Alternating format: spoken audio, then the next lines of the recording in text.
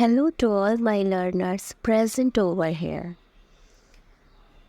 If you are a sociology learner and want to learn sociology, then now you have came at right platform. I am a sociology educator, university gold medalist, and I will teach you sociology in a very easy and interesting way.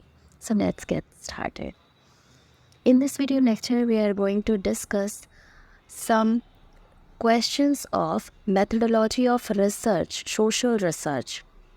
These are very important questions for sociology, STET exam, NET exam, MPSC, BPSC, as well as UGC NET and other exams related to sociology.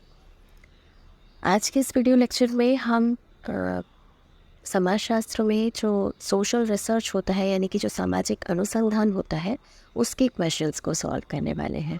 और अगर आप समाजशास्त्र के विद्यार्थी हैं तो आप बिल्कुल सही जगह पर आए हैं। मैं समाजशास्त्र की ही टीचर हूँ और मैं आपको समाजशास्त्र बहुत आसानी से पढ़ना सिखाऊंगी। तो चलिए शुरू करते हैं। इसकी ऑलरेडी जो प्रीवियस क्वेश्चन थे हमने लास्ट लेक्चर्स में सॉल्व किए हैं, तो अगर आपने वो नहीं देखा है तो आप उन्हें देख लेंगे।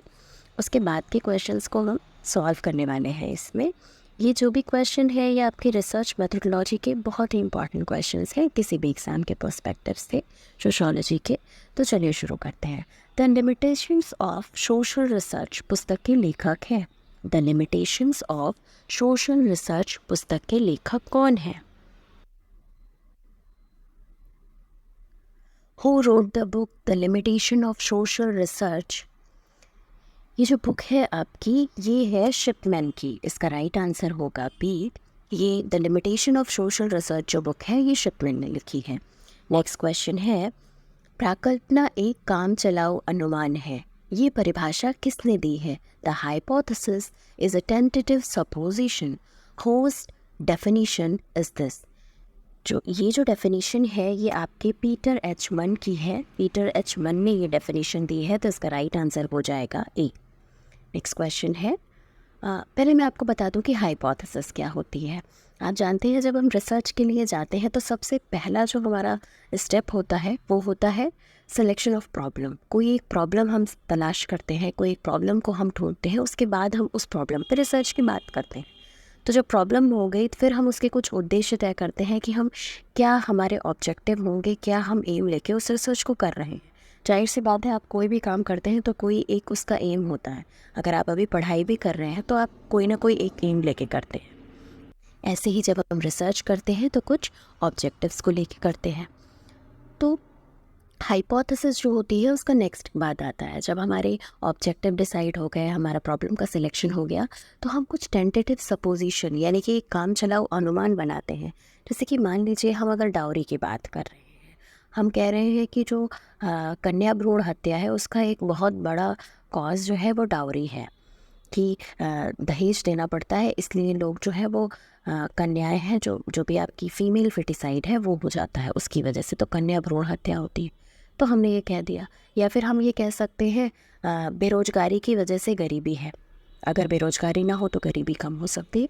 तो ये हमारे कुछ टेंटेटिव सपोजिशन होते हैं, हम काम चलाओ एक अनुमान बना लेते हैं, वही होती है हमारी हाइपोथेसिस।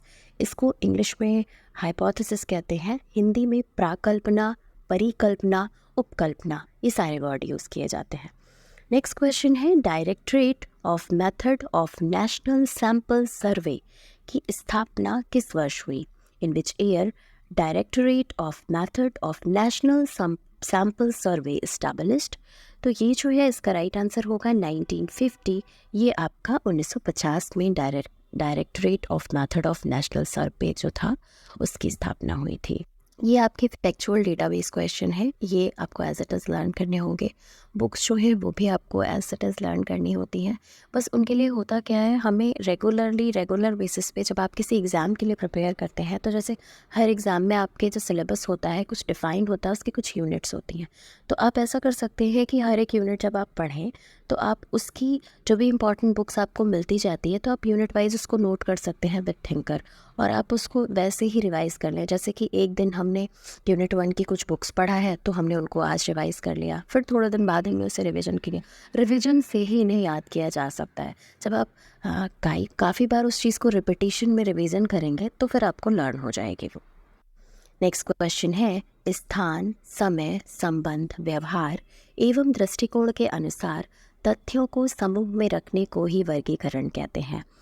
ये आपका क्लासिफिकेशन का, क्योंकि जब हम डाटा कलेक्ट करते हैं तो हम उसको अलग अलग कैटेगरीज में क्लासिफाई करते हैं, उसका वर्गीकरण करते हैं। Classification means grouping of fact according to place, time, relation, behaviour and attitude. इस क्वेश्चन में मुझे थोड़ा सा कन्फ्यूजन है, मुझे क्लियर नहीं है इसका राइट आंसर, तो इसे हम स्किप करेंगे अभी के लिए। नेक्स्ट क्वेश्चन है, निम्नलिखित में से किस विधि में अनुसंधानकर्ता अवलोकन में भाग लेता है? तो in which of the following method researcher participate in observation. तो जब बात आती है ऑब्जर्वेशन की, तो अनुसंधानकर्ता जो है वो किस में भाग लेता है, ये आपसे पूछा है, तो इसका राइट आंसर होगा कंपैरेटिव, हिस्टोरिकल। ये जो मेथड्स हैं ये आपके स्टडी के मेथड हैं, बट जब पार्टिसिपेशन की बात आएगी, ऑब्जर्वेशन की बात आती है, तो पार्टिसिपेटिव ऑब्जर्वेशन जो आपको दिख रहा है ये होगा। ये विधि जो है अवलोकन की विधि है। सिंपली अगर हम अवलोकन की बात करें तो जब हम रिसर्च करते हैं, तो अगर हम कोई एरिया डिसाइड करते हैं कि हम इस पर्टिकुलर एरिया पे काम करेंगे, तो हम ऑब्जर्वेशन को भी, टेक्निक को इस्तेमाल करते हैं।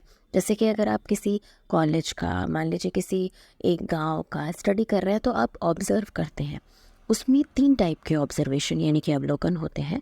एक होता है आपका पार्टिसिपेंट ऑब्जर्वेशन, जिसमें आप उस ग्रुप में पार्टिसिपेट करते हैं, उसके मेंबर बनते हैं, फिर उसको ऑब्जर्व भी करते जाते हैं।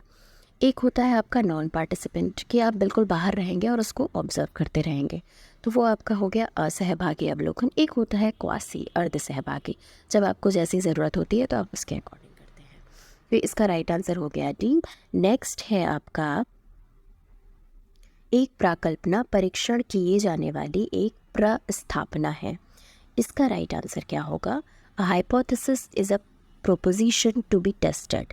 Hypothesis, proposition to be tested, ये आपके बोगार्ड्स ने किया है। आप जानते हैं कि जब हम परिकल्पना बनाते हैं तो ये ज़रूरी नहीं है कि वो ट्रू ही हो। जैसे मैंने अभी आपको कुछ टेंटेटिव स्टेटमेंट्स बताए कि इस वजह से ऐसा हो रहा है, बट ये जब हम रिसर्च करते हैं तो हम उसके अकॉर्डिंग बहुत सारे क्वेश्चंस को प्रिपेयर करेंगे, लोगों एक सैम्पल साइज़ लेंगे, फिर उन लोगों से बात करेंगे और उसके बेसिस पे जो हमारे आंसर्स निकलेंगे, तब हम उसको टेस्ट करके बताएंगे कि ये चीज़ सही है या नहीं, तो हम कह सकते हैं। तो ये प्राकल्पना जो होती है हम उसका टेस्ट करते हैं, जो वो एक प्रीपोजिशन होती है जो टू बी टेस्टेड होती है। ऐसा किसने कहा है? ये बोगार्ड्स ने कहा है। नेक्स्ट क्वेश्चन है, experimental sociology a study in methods पुस्तक के लेखक कौन है?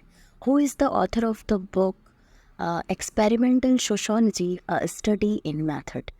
ये जो बुक है ये आपकी ग्रीनवुड की बुक है। इसमें कोई भी जो आंसर है वो राइट नहीं हुआ है, तो इसमें ग्रीनवुड है वो राइट आंसर होगा।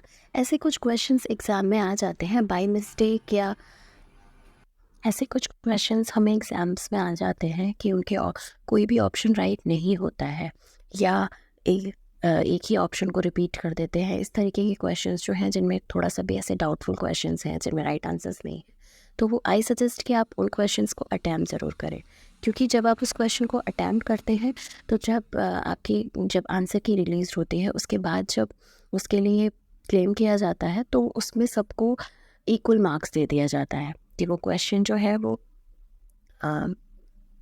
किसी भी एरर की वजह से, उसमें प्रिंटिंग मिस्टेक या कुछ भी आप कह लें, वो क्या ह्यूमन एरर की वजह से, तो उसके लिए इक्वल मार्क्स सबको दिए जाते हैं। बट अगर आपने वो अटैम्प्ट किया है तभी वो मार्क्स आपको मिलेंगे।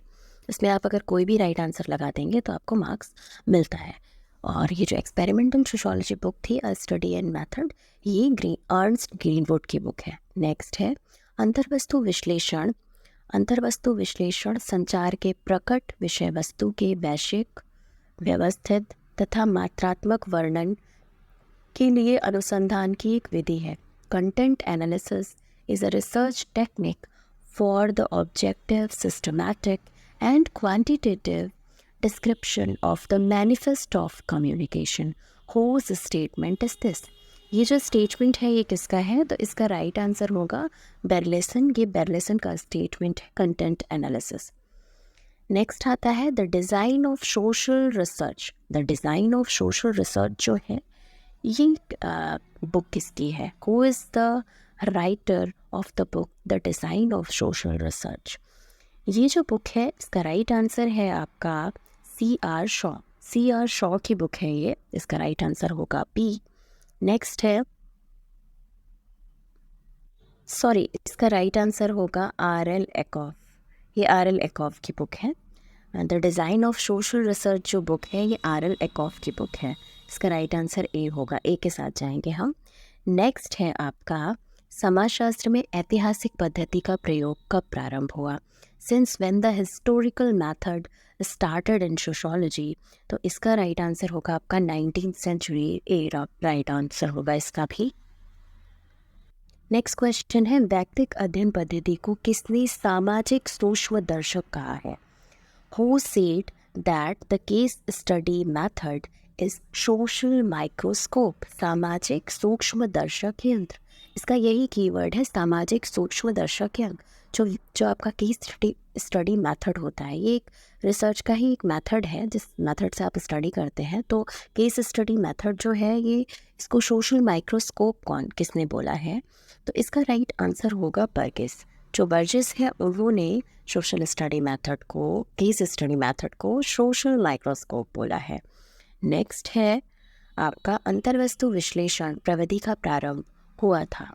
अंतर्वस्तु विश्लेषण जो है उस प्रविधि का प्रारंभ कब हुआ है?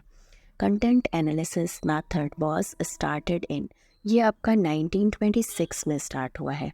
1926 में कंटेंट एनालिसिस जो मेथड है वो स्टार्ट हुआ है।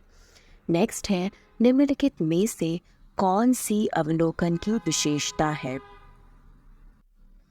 Which of the following is the characteristic of observation? तो इसका राइट आंसर होगा आपका डी। पहली चीज़ तो आती है कार्यकरण संबंध की खोज, search of cause effect relation. तो जब हम अवलोकन करते हैं तो कॉज और इफेक्ट जो रिलेशन है, किसी भी चीज़ का क्या कारण है और उसका क्या उसमें संबंध आ रहा है, किसी भी कार्य और कारण के संबंध को देखते हैं। उसके अलावा प्राथमिक तथ्य एकत्र करने का एक साधन है, means of collecting primary data. फिर है समस्त इंद्रियों का प्रयोग, यानी कि to use all the senses, हम ऑल सेंसेस को यूज़ करेंगे। ठीक है, सेंसेस से आपका सेंस ऑर्गन से मतलब है, यानी कि जो आपकी ज्ञानेंद्रियाँ होती हैं। और लास्ट है आपका डी, तो ऑल ऑफ द अबव। तो जब बात आती है अवलोकन की, तो पहली चीज़ हम समझ लेते हैं कि प्राथमिक तथ्य क्या होते हैं। एक होता है डेटा, जो होता है वो दो टाइप का होता है। एक होता है आपका प्राइमरी डेटा और एक होता है सेकेंडरी डेटा। जब हम रिसर्च करते हैं तो हम दो तरीके से डेटा को कलेक्ट कर देते हैं, दो तरीके का डेटा जो है वो कलेक्ट करते हैं। प्राइमरी डेटा वो होता है जो फर्स्ट हैंड डेटा होता है, जिसको कि आप खुद फील्ड में जाके खुद लोगों से क्वेश्चन करके या इंटरव्यूज़ लेके केस स्टडी से आप कलेक्ट करते हैं। वो आपका प्राथमिक तथ्य एकत्रित करने का साधन होता है। तो अवलोकन जो है, जब आप ऑब्जर्व करते हैं तो प्राइमरी डेटा ही कलेक्ट करते हैं और उसमें आप अपनी सारी सेंसेस को यूज़ कर रहे होते हैं, यानी कि जितने भी आपके सेंस ऑर्गन है, अच्छा कि हमारे टोटल 5 सेंस ऑर्गन है, उन सबको हम यूज़ करते हैं। तो ये इसका जो राइट आंसर होगा वो ऑल ऑफ द अबव होगा। नेक्स्ट है निम्नलिखित में से द्वितीयक तथ्य संकल्पना का स्रोत क्या है? तो द्वितीयक तथ्य संकल्पना का स्रोत जो है वो क्या है? The source of secondary data collection among the following is, ये हो, इसका राइट आंसर होगा डी। इसका राइट आंसर होगा D. Historical detail, survey report और लेटर और डायरीज, ये सब आपका सेकेंडरी डेटा। सेकेंडरी डेटा जो होता है ये आपका ऑलरेडी पब्लिश डेटा होता है, जो आपको हिस्टोरिकल सोर्सेज डिटेल्स मिलती हैं उनसे जो आप डेटा कलेक्ट करते हैं। जो भी रिपोर्ट्स पब्लिश हो चुकी हैं उनसे जो आप डेटा कलेक्ट करते हैं वो सेकेंडरी डेटा होगा। जो लेटर्स हैं, डायरीज़ हैं और जो रिसर्च पेपर, थीसिस, जो भी और पब्लिश डेटा है, उसको अगर आप अपनी रिसर्च में यूज़ कर रहे हैं तो ये सारा आपका सेकेंडरी डेटा कलेक्शन होगा। तो आप समझ गए कि प्राइमरी डेटा क्या होता है, सेकेंडरी डेटा क्या होता है, अवलोकन क्या होता है। सो आई होप ये वीडियो लेक्चर आपके लिए हेल्पफुल रहेगा।